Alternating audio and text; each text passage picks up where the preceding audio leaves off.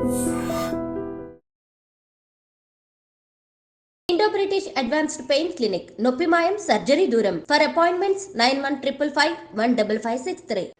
మచిలీపట్నం మంగనపూడి దగ్గర యాక్చువల్లీ మద్యం మత్తులో ఉన్నటువంటి నలుగురు కార్లో డ్రైవ్ చేస్తూ చాలా ర్యాష్గా డ్రైవింగ్ చేస్తూ గ్రామస్తులు అంటే అక్కడ దగ్గరలో ఉన్నటువంటి గ్రామం నుంచి ఆటోలో వెళ్తున్నటువంటి ఒక ఆటోని ఢీకొట్టడం జరిగింది. అండ్ పెద్ద ఎత్తున ఆ ఆటోను ఢీకొట్టడం, ఆ తర్వాత ఆటోలో మొత్తం 7గురు ప్రయాణిస్తుంటే అందులో నుంచి 5గురికి గాయాలు అవ్వడంతో ఇప్పుడు ఈ వార్త వెలుగులోకి వచ్చింది. చాలామంది వీడియోని తీసి వైరల్ చేసిన పరిస్థితి. ఎందుకంటే నార్మల్గా యాక్సిడెంట్ సరే దెబ్బలు తాకాయి, ఆ తర్వాత వాళ్ళని ప్రభుత్వ ఆసుపత్రికి తరలించారంటే ఎవరు పెద్దగా పట్టించుకునే వాళ్ళు కాదు.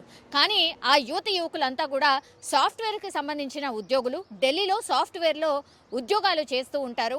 అండ్ 2 రోజుల క్రితం బర్త్డే పార్టీ ఉంది వాళ్ళ ఫ్రెండ్ది అన్న నేపథ్యంలో అక్కడ దగ్గరలో ఉన్నటువంటి ఒక ఊర్లో పార్టీ అటెండ్ చేసిన తర్వాత అగైన్ మంగనపూడి బీచ్లో పొద్దున అంటే సన్ రైజ్ చాలా బాగుంటుంది అని తెలుసుకొని పొద్దున్నే అక్కడికి రావడం, ఆ బీచ్ దగ్గరికి వెళ్ళే టైంలోనే అక్కడే అంటే ఆ కార్లోనే మద్యం సేవించడం, ఆ తర్వాత రాత్రి పార్టీ జరిగింది కాబట్టి బర్త్డే పార్టీ, అందులో కూడా మద్యం సేవించి ఉన్నారు. సో ర్యాష్గా డ్రైవింగ్ చేస్తూ అక్కడ అంటే మంగనపూడి దగ్గర ఉన్నటువంటి ఆ విలేజ్ ఆ రోడ్లో ఎక్కడైతే ట్రావెల్ చేస్తున్నారో అక్కడ ఒక ఆటోను ఢీకొట్టడం జరిగింది. అండ్ ఢీకొట్టిన తర్వాత కూడా అందులో నుంచి ఇద్దరు యువతులు అందులో ట్రావెల్ చేస్తూ ఉన్నారు. సో ఓ యువతి బయటకి దిగి ఎప్పుడైతే ఆటో వాళ్ళు ఏం డ్రైవ్ చేస్తున్నారు, ఎట్లా డ్రైవ్ చేస్తున్నారు, కనీసం కనిపించట్లేదా అని వాగ్వాదం చేసినప్పుడు అందులో నుంచి ఒక యువతి దిగడం, ఆ తర్వాత అసభ్యంగా పదజాలంతో మాట్లాడడం, ఏమవుతుందో చూసుకుందాం, అసలు ఏమైంది మీకు, ఏమైనా చచ్చిపోయారా ఏంటి, ఇట్లాంటి మాటలు మాట్లాడడంతో పూర్తిగా అక్కడ ఉన్నటువంటి ఆటోలకు సంబంధించిన వాళ్ళు దిగి వాళ్ళని ఆపే ప్రయత్నం చేశారు, నిలువరించే ప్రయత్నం చేశారు. అండ్ ఆ రోడ్లో ట్రావెల్ చేస్తున్న వాళ్ళు కూడా పూర్తిగా అందరూ దిగి అసలు ఏం మాట్లాడుతున్నావు, యాక్సిడెంట్ చేయడమే కాకుండా ఈ దబాయించడం ఏంది అని ప్రశ్నించడంతో పెద్ద ఎత్తున గొడవ జరిగిన పరిస్థితి. అండ్ యువతి మనకి ఎవరైతే కనిపిస్తున్నారో ఆమె పరుష పదజాలంతో అసలు వినకూడని మాటలు మాట్లాడుతూ అత్యంత దారుణంగా మాట్లాడినటువంటి సిచ్యువేషన్ కనిపించింది. దీంతో గ్రామస్తులు కావచ్చు, అక్కడ యాక్సిడెంట్ చేసిన తర్వాత ఆటోలో గాయపడిన వాళ్ళు కావచ్చు, ఆ యువతిని పూర్తిగా నిలువరించే ప్రయత్నం చేయడం, ఆమెను క్వశ్చన్ చేయడం, అసలు నడవండి పోలీస్ స్టేషన్కి అనడంతో ఆమె ఇంకా వాళ్ళని రెచ్చగొడుతూ పూర్తిగా పోనీ నువ్వు కారు పోనీ, ముందుకు పోనీ, ఏమవుతుందో అది చూద్దాం, చచ్చిపోతే చచ్చిపోయారు అనేటువంటి మాట మాట్లాడడం మనం స్పష్టంగా వింటూ ఉన్నాం. దీంతో ఇంకా కూడా కోపంగా పూర్తిగా ఆ యువతి మాట్లాడిన తర్వాత ఈ గ్రామస్తులందరూ కూడా పోలీస్ స్టేషన్కి వీళ్ళందరినీ తీసుకువెళ్లే ప్రయత్నం చేయడం, పోలీసులు అక్కడికి రావడం, ఇదంతా కూడా జరిగింది. అప్పుడు ఆ రోడ్లో ట్రావెల్ చేస్తున్న ఈ పరిసర ప్రాంతాల గ్రామస్తులు కూడా పూర్తిగా ఈ అమ్మాయి కావచ్చు, లేదంటే ఈ నలుగురు జర్నీ చేస్తున్నటువంటి కార్ని నిలువరించారు. పోలీస్ స్టేషన్కి వెళ్లే వరకు వదిలిపెట్టలేదు. ఆ తర్వాత పోలీసులు పూర్తిగా వాళ్ళని పోలీస్ స్టేషన్కి తీసుకెళ్లిన పరిస్థితి అయితే కనిపిస్తుంది. ఒకవేళ నిజంగానే వీళ్ళు ఎవరైతే ఈ నలుగురు ట్రావెల్ చేస్తున్నారో వాళ్ళు మద్యం మత్తులోనే ఈ డ్రైవింగ్ చేశారు అండ్ డ్రైవ్ చేస్తూ వచ్చి ఇంకా మద్యం మత్తులో ఉన్నారు కాబట్టి ఆటోను ఢీ కొట్టారు అని గ్రామస్తులు ఆరోపిస్తున్న పరిస్థితి. మరి అక్కడ పోలీస్ స్టేషన్కి వెళ్ళిన తర్వాత మరి గ్రామస్తులు ఏదైతే వాదన వినిపించారో ఆ వాదన ప్రకారం మరి పోలీసులు ఎట్లాంటి కేసు నమోదు చేశారు, ఏం జరిగింది అనేది తెలీదు. బట్ వాళ్ళైతే పెద్దగా ఏం గాయాలు అయిన వాళ్ళకి మేము ట్రీట్మెంట్ ఇప్పిస్తాము, నో ప్రాబ్లం అని కాంప్రమైజ్ అయ్యి అక్కడి నుంచి వెళ్ళిపోయారు అనేటువంటిది మనకున్నటువంటి ఇన్ఫర్మేషన్. కానీ ఒకవేళ నిజంగానే గట్టిగా ఢీకొని ఉంటే, పెద్ద యాక్సిడెంట్ జరిగి ఉంటే నిజంగానే ఎంతమంది ప్రాణాలు కోల్పోయేవారు కదా. అండ్ మద్యం మత్తులో ఈ యాక్సిడెంట్ జరిగినట్టు స్పష్టంగా తెలుస్తోంది. మరి వీళ్ళ మీద ఏమైనా చర్యలు తీసుకున్నారా లేదా?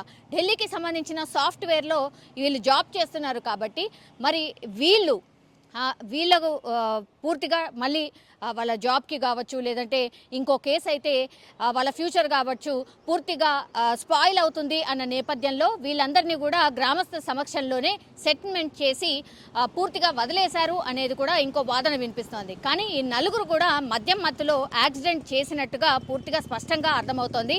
ర్యాష్ డ్రైవింగ్ వల్లే ఆటోను ఢీకొట్టడం, అందులో 5గురికి గాయాలు అవ్వడం, ఆ తర్వాత పోలీస్ స్టేషన్కి వెళ్ళిన తర్వాత గ్రామస్తులు పెద్ద ఎత్తున చేరుకొని నినాదాలు చేయడం, వీళ్ళు ఎట్లాగూ సరే వీళ్ళని శిక్షించాల్సిందే అని మాట్లాడడం. ఆ తర్వాత పోలీసులు గ్రామస్తులు ఎవరికి ఏం కాలేదు కదా, చిన్న గాయాలైనాయి కాబట్టి వాళ్ళని వదిలేయండి అన్నటువంటిది కొంత కాంప్రమైజ్ చేసి వాళ్ళు అక్కడి నుంచి వెళ్ళిపోయినట్టుగా మనకున్నటువంటి సమాచారం. కానీ పెద్ద ఎత్తున ఒకవేళ పెద్ద యాక్సిడెంట్ జరిగి ఎవరైనా చనిపోతే మాత్రం ఏంటి సిచ్యువేషన్? ఇట్లా ఈ యంగ్ పిల్లలు ఆర్ సాఫ్ట్వేర్ జాబ్ నేపథ్యంలో ఆర్ పార్టీలు చేసుకొని ఇట్లా రోడ్ల మీద వచ్చి ర్యాష్ డ్రైవింగ్ చేస్తూ ఎవరంటే వాళ్ళని ఢీకొట్టుకుంటూ వెళ్ళిపోతే ఏంటి పరిస్థితి? మరి ఇట్లా పనిష్మెంట్ ఇవ్వకుండా వదిలేస్తే మళ్ళీ వాళ్ళు ఇట్లా చెయ్యరు అన్న గ్యారంటీ ఏమైనా ఉంటుందా అనేటువంటి ప్రశ్నలు అయితే ఇప్పుడు వినిపిస్తున్న పరిస్థితి అయితే కనిపిస్తోంది.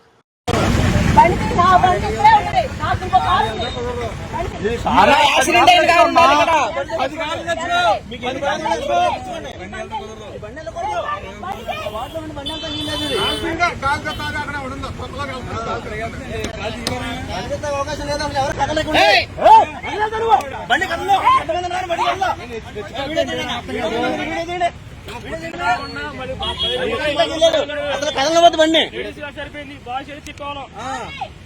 బండి కదలలేదు.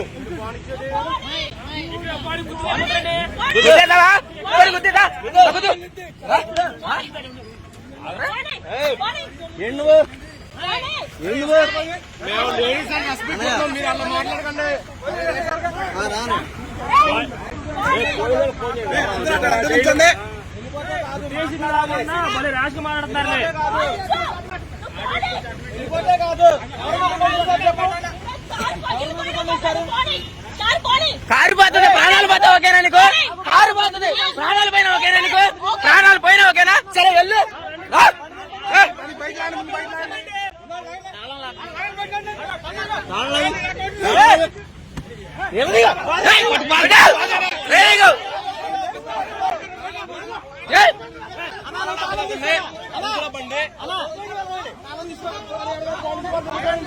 టైర్ కోసి పడతాండి మాత పూసుకున్నా మంట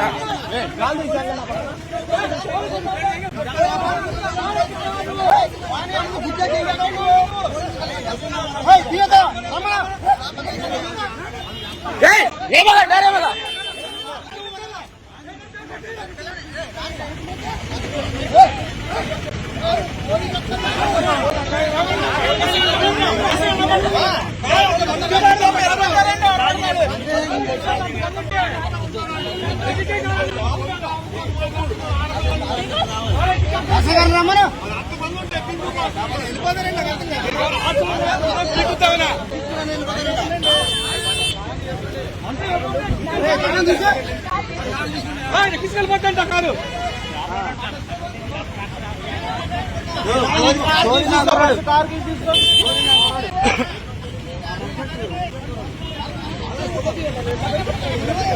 తప్పులైనప్పుడు ఉండగా తప్పులైనప్పుడు ఎక్కువ